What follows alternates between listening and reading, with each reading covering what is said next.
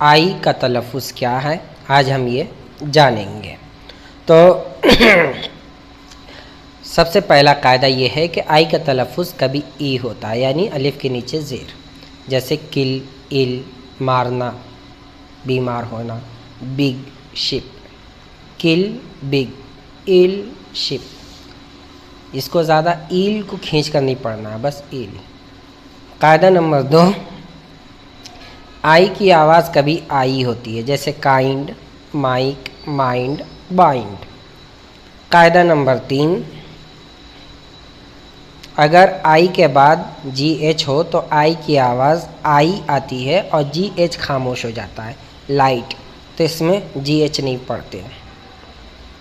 Night, height, right, light, night, height, right और high.